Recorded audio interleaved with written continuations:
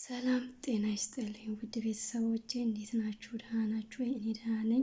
እንግዲህ ለድምፄ በጣም ይቅርታ ጉንፋን ይዞኛል እና ማለት ነው። ዛሬ በጣም የሚያሳዘነኝ በጣም የሚያስገረመኝ አንዳንዴ ሴት መሆኔ ራሱ ያስጠላኝ ምን አለ ሴት ልጆች ባይኖሩን ብለን የተመኘንበት ቪዲዮ የለም።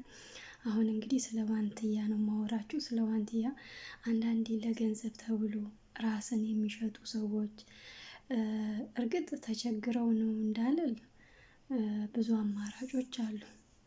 ብዙ አማራጮች አሁን ላይ ማለት ነው ብዙ እድሎች ብዙ ቻንሶች ባሉበት ዘመን ላይ እንደዚህ ራሷን አዋርዳ ራሷን አልከስከሳ ክብሯን ጥላ ማለት ነው። እኔ ምን ነው ሴት ባልሆንኩ ያልኩበት ቪዲዮ ቢኖር ይሄ ነው። አንዳንዴ የምናደርገውን የምንለብሰውን የራሳችንን ክብር ካልጠበቅን እኮ ሌላ ሰው ክብራችንን ሊጠብቅልን በፍጹም አይችልም። ራሳችንን ክብራችንን ጠብቀን ክብራችንን ልናስከብር የምንችለው እንዴ! ኧረ እባካችሁ ተው እንተሳሰብ። አሁን ይሄ ምን የሚሉት ልብስ ነው? እስኪ እናንተ ራሱ አይታችሁ ፍረዱ።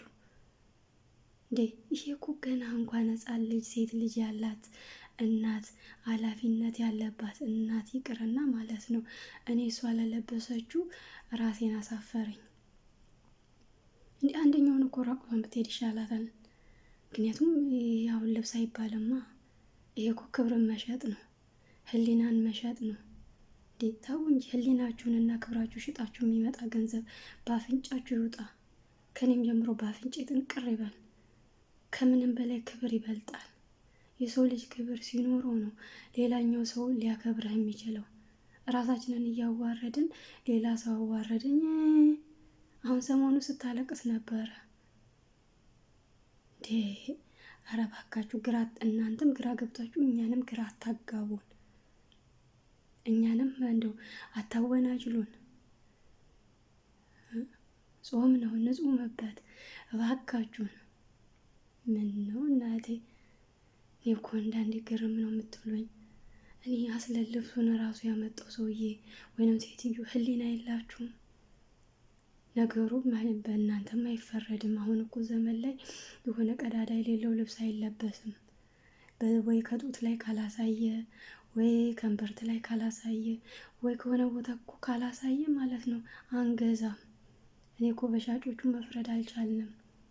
የሆነም ቀዳዳ ሲኖረው ነው ውበቱ የሚታየን ዋው ብለን የምናወራለት። በተረፈው ውበቱ አይታየንም። ሴት ልጅ እኮ ሸፈንፈን ስትል ነው። ሴት ልጅ ክብሯን ስትደብቅ ነው።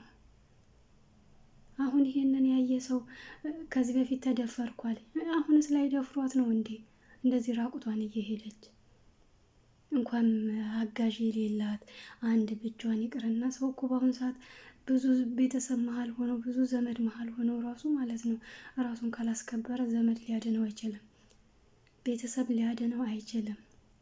ስለዚህ ክብራችንን እንጠብቅ እባካችሁ፣ እባካችሁ።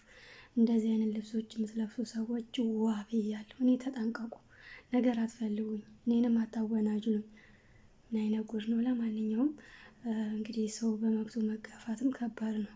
እሷ የወደደችውን እሷ የመረጠችውን ትልበስ፣ አይመለከተኝም። ግን እንደ ሰውኛ ዋብ እያለሁ በቀጣይ ቪዲዮ እስከምንገናኝ ድረስ በያላችሁበት ሰላማችሁ ብዝት ይበል። ላይክ፣ ሰብስክራይብ፣ ሼር ይሄ የተለመደ ትብብራችሁ አይለየን። መልካሙን ሁሉ ተመኘውላችሁ ባይ